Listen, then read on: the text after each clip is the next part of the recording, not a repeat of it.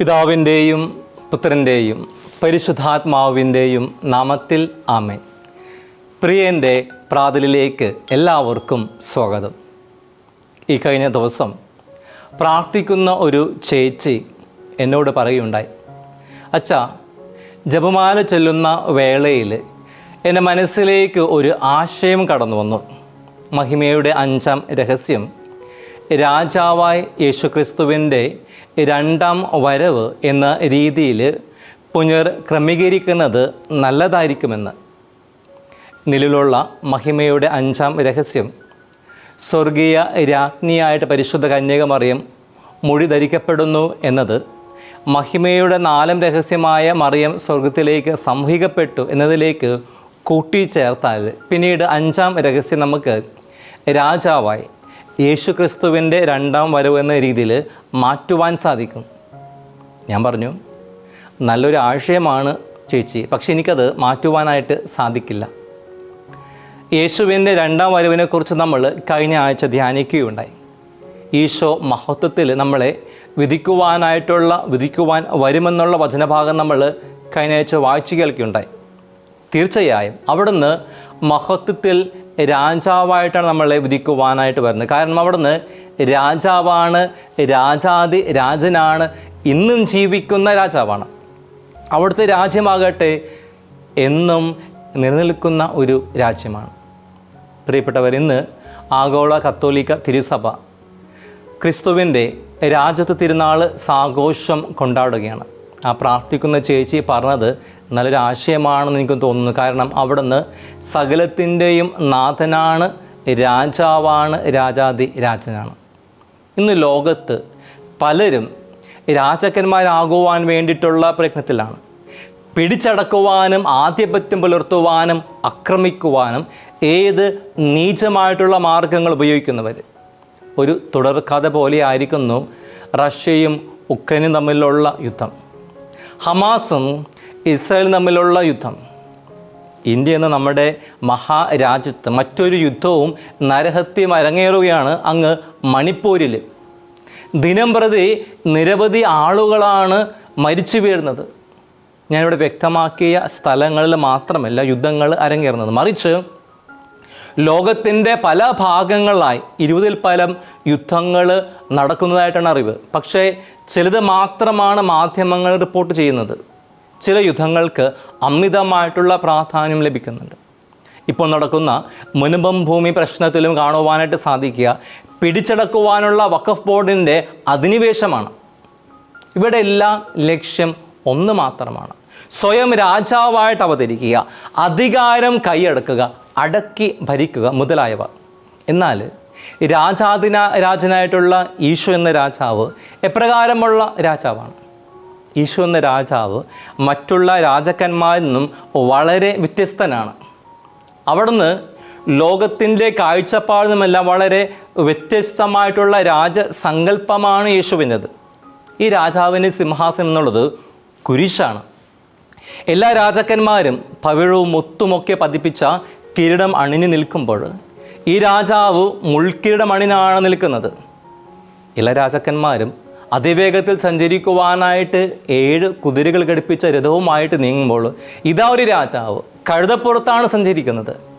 എല്ലാ രാജാക്കന്മാരും തനിക്ക് വേണ്ടിയിട്ട് പോരാടുന്നതായിട്ട് ഏറ്റവും പ്രബലരെ തിരഞ്ഞെടുക്കുമ്പോൾ യേശു എന്ന രാജാവാകട്ടെ തൻ്റെ ദൈവരാജ്യ സങ്കല്പം പ്രഘോഷിക്കുവാനായിട്ട് സമൂഹത്തിലെ ഏറ്റവും താഴ്ന്നവരെ, ബലഹീനരെ, സമൂഹത്തിന് മുഖ്യധാരയിൽ നിന്നുമെല്ലാം മാറ്റി നിർത്തപ്പെട്ടവരെ, ഇവരെല്ലാമാണ് ഈശോ തനിക്ക് വേണ്ടിയിട്ട് തിരഞ്ഞെടുക്കുന്നത്.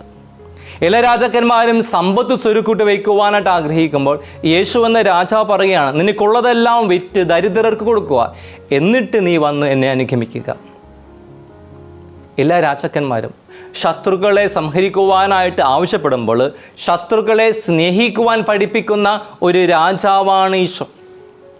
അവിടുത്തെ ആഡംബരമായിട്ടുള്ള വസ്ത്രം എന്നുള്ളത് പടയാളികൾ കുറിയിട്ട നീണ്ട അങ്കിയാണ്. അവിടുത്തെ രാജ്യം എന്നുള്ളത് സ്വർഗരാജ്യമാണ്. അവിടുത്തെ വാള്, ആയുധം എന്നുള്ളത് സ്നേഹമാണ്.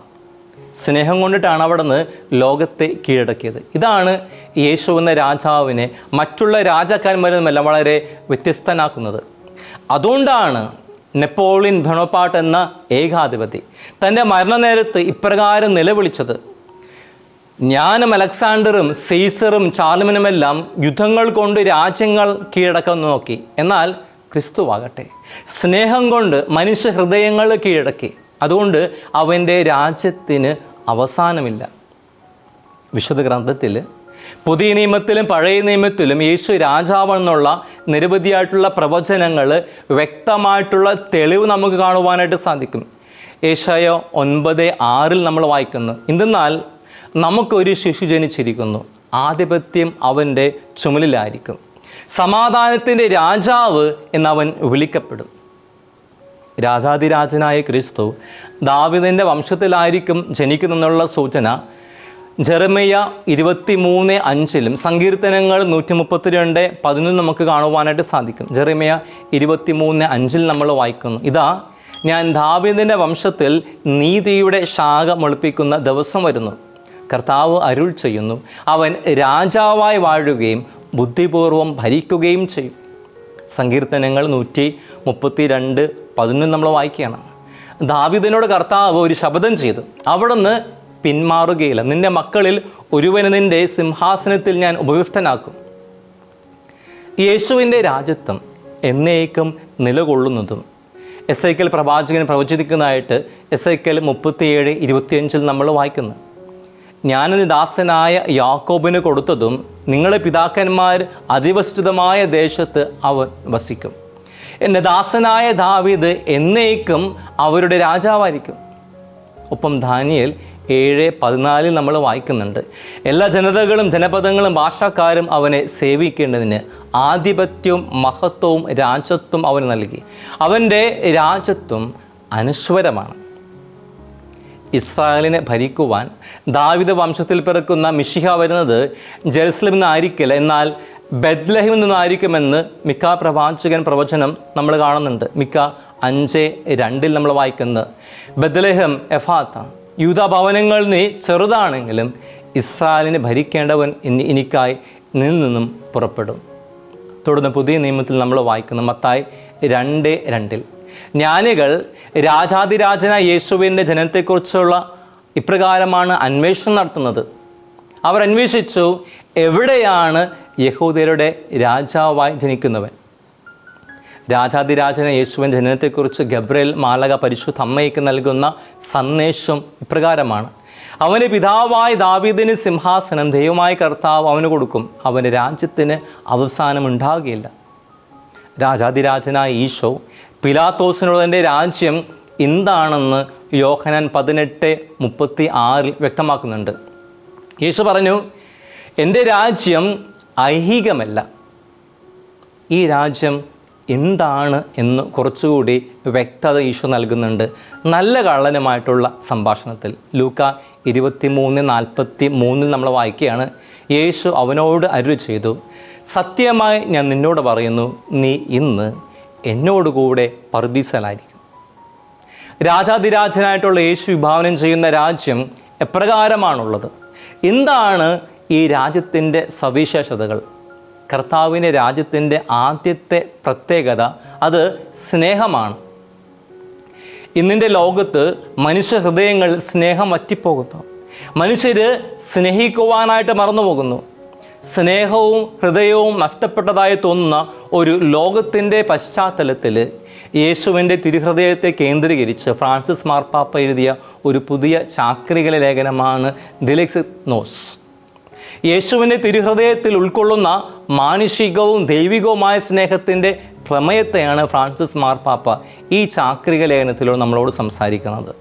നമ്മുടെ ലോകത്ത് ഐക്യത്തിനും സമാധാനത്തിനും വേണ്ടി പ്രവർത്തിക്കേണ്ട ആവശ്യകത ഫ്രാൻസിസ് മാർപ്പാപ്പ പ്രത്യേകം ഇവിടെ എടുത്ത് പറയുന്നുണ്ട്. അത് ഇന്നിൻ്റെ ലോകത്ത് സ്നേഹത്താൽ മാത്രമാണ് ഈ ഐക്യവും സമാധാനവും സാധ്യമാവുകയെന്ന് പാപ്പ നമ്മളെ ഓർമ്മപ്പെടുത്തുന്നു ഈ ചാക്രിക ലേഖനത്തിലൂടെ. കർത്താവിൻ്റെ സ്നേഹത്തിൻ്റെ പ്രവൃത്തികൾ നമുക്ക് വിശുദ്ധ ബൈബിൾ കാണുവാനായിട്ട് സാധിക്കും. ശത്രുവിനെ സ്നേഹിക്കുവാൻ പ്രബോധനം നൽകിയ ഈശോ കുരിശിൽ കിടന്നുകൊണ്ട് തന്നെ പീഡിപ്പിച്ചവർക്ക് വേണ്ടി പ്രാർത്ഥിക്കുന്നതായിട്ട് നമ്മൾ വിശുദ്ധ ഗ്രന്ഥത്തിൽ വായിക്കുന്നു. അതുപോലെ തന്നെ തൻ്റെ പാർശ്വത്തിൽ കുന്തം കൊണ്ട് കുത്തിയ ലെങ്കിനോസ് എന്ന വ്യക്തിക്ക് ഈശോ കാഴ്ചശക്തി നൽകുകയാണ്. ഇവിടെയെല്ലാം കർത്താവിൻ്റെ സ്നേഹത്തിൻ്റെ പ്രവൃത്തി നമുക്ക് ദർശിക്കുവാനായിട്ട് സാധിക്കും. വിശുദ്ധ പൗലോസ് അപ്പോസ്തലൻ നമ്മളെ ഉദ്ബോധിപ്പിക്കുന്നുണ്ട്, സ്നേഹമില്ലെങ്കിൽ നാം ഒന്നുമില്ല എന്ന്. പ്രിയപ്പെട്ടവരെ, ഇന്ന് സ്നേഹിക്കുവാൻ സാധിക്കുന്ന ഒരു മനസ്സുണ്ടെങ്കിൽ, ദാമ്പത്യ ജീവിതത്തിലുമെല്ലാം സ്നേഹമുണ്ടെങ്കിൽ നമ്മൾ തോറ്റുകൊടുക്കുവാനൊക്കെയായിട്ട് തയ്യാറാവുകയാണെങ്കിൽ, അങ്ങനെ തോറ്റുകൊടുക്കുമ്പോൾ ജീവിതത്തിൻ്റെ സുനാമികൾ പോലെയുള്ള പല പ്രശ്നങ്ങളും മാറിപ്പോകും. സ്നേഹത്തിന് മുൻപിൽ തോറ്റു കൊടുക്കുവാനൊക്കെ ആയിട്ട് നമുക്ക് സാധിക്കണം. ഇന്നിൻ്റെ കാലഘട്ടം അതാണ് ആവശ്യപ്പെടുന്നത്. ഫ്രാൻസിസ് പാപ്പയുടെ ചാക്രി ലേഖനം നമുക്ക് നൽകുന്ന ഒരു വെളിച്ചം അതുതന്നെയാണ്. രണ്ടാമതായി, യേശുവിൻ്റെ രാജ്യത്തിൻ്റെ രണ്ടാമത്തെ സവിശേഷത എന്നുള്ളത് അവിടുത്തെ എളിമയാണ്. ശിഷ്യന്മാരുടെ കാൽപാദങ്ങൾ കഴുകിക്കൊണ്ട് എളിമയുടെ ഒരു പുതിയ ഭാവം ഈശോ നമുക്ക് നൽകുകയായിരുന്നു. ഇനി മുതൽ നിങ്ങൾ ദാസന്മാരെന്നല്ല, എൻ്റെ സ്നേഹിതന്മാരാണെന്ന് പറഞ്ഞുകൊണ്ട് ശിഷ്യന്മാരുടെ കാൽപാദങ്ങൾ കഴുകിയ മറ്റൊരു നേതാവും മറ്റൊരു രാജാവോ ഈ ലോകത്തിൽ ഇന്ന് വരെ ഉണ്ടായിട്ടില്ല. നമ്മുടെ ജീവിതങ്ങളിൽ കൂടുതലായിട്ട് എളിമപ്പെടുവാനായിട്ടുള്ള ഒരു പ്രബോധനം ഈശോ ഇവിടെ നമുക്ക് നൽകുകയാണ്. തീർച്ചയായിട്ടും ഇന്ന് മാനുഷിക ബന്ധങ്ങൾ തകരുവാനായിട്ടുള്ള ഒരു കാരണം പലപ്പോഴും നമുക്ക് എളിമപ്പെടുവാനായിട്ടുള്ള ഒരു മനസ്സില്ലാത്തതുകൊണ്ടിട്ടാണ്. വിട്ടുവീഴ്ച ചെയ്യുവാനായിട്ട് തയ്യാറാകത്തുകൊണ്ടിട്ടാണ്. വിട്ടുവീഴ്ച ചെയ്യുവാനായിട്ട് നമ്മൾ തയ്യാറാവുകയാണെങ്കിൽ, എളിമപ്പെടുവാനായിട്ട് മനസ്സുണ്ടെങ്കിൽ മാനുഷിക ബന്ധങ്ങൾ ഇന്ന് ഏറ്റവും നന്നായിട്ട് മുന്നോട്ട് പോകും. മൂന്നാമതായിട്ട്, യേശുവിൻ്റെ രാജ്യത്തിൻ്റെ മൂന്നാമത്തെ സവിശേഷത എല്ലാവരെയും ഉൾക്കൊള്ളുവാനായിട്ടുള്ള അവിടുത്തെ ഒരു മനസ്സാണ്, ഹൃദയമാണ്. എക്സ്ക്ലൂസീവ് അല്ല, മറിച്ച് ഇൻക്ലൂസീവാണ്. പാപിയെന്നോ വിശുദ്ധനെന്നോ, നീതിമാനെന്നോ നീതിരഹിതനെന്നോ വ്യത്യാസമില്ലാതെ എല്ലാവരെയും ഒരേപോലെ ഉൾക്കൊള്ളുവാനായിട്ടുള്ള മനസ്സ്. സ്വർഗരാജ്യത്ത് എല്ലാവർക്കും ഇടമുണ്ട്, ദൈവരാജ്യത്ത് എല്ലാവർക്കും ഇടമുണ്ടെന്ന് ഒരിക്കൽ കൂടി ഈശോ ഇവിടെ വ്യക്തമാക്കുകയാണ്. ഈ ഇൻക്ലൂസീവ് മനസ്സാണ് മാറ്റി നിർത്തപ്പെട്ട ചുങ്കക്കാരനായിട്ടുള്ള മത്തായിയെ വിളിക്കുന്നതിലേക്ക് നയിച്ചത്. ചുങ്കക്കാരുടെ വീട്ടിലെ വിരുന്നിൽ ഈശോ പങ്കെടുക്കുന്നതിലേക്ക് നയിച്ചത്. പാപിനിയായ സ്ത്രീയോട് കർത്താവ് കരുണ കാണിക്കുന്നതിലേക്ക് നയിച്ചത്. ഇന്നിൻ്റെ ലോകത്ത് എല്ലാവരെയും ഉൾക്കൊള്ളുവാനായിട്ടുള്ള ഒരു മനസ്സാണ് നമുക്ക് വേണ്ടത്. വേർതിരിവുകളില്ലാതെ ക്രിസ്തുവിനെ പോലെ എല്ലാവരെയും ഉൾക്കൊള്ളുവാനായിട്ട്. പ്രിയപ്പെട്ടവരെ, ക്രിസ്തുവിൻ്റെ രാജ്യത്വ തിരുനാൾ നമ്മൾ സാഘോഷം കൊണ്ടാടുമ്പോൾ അവിടുത്തെ രാജ്യത്വത്തിൻ്റെ സവിശേഷതകളായിട്ടുള്ള സ്നേഹം, എളിമ, എല്ലാവരെയും ഉൾക്കൊള്ളുവാനായിട്ടുള്ള ഒരു മനസ്സ്, ഇവ ജീവിതത്തിൽ പ്രാവർത്തികമാക്കുവാനൊക്കെയായിട്ട് നമുക്ക് സാധിക്കട്ടെ. ദൈവം നമ്മളെ എല്ലാവരെയും അതിനായിട്ട് അനുഗ്രഹിക്കട്ടെ.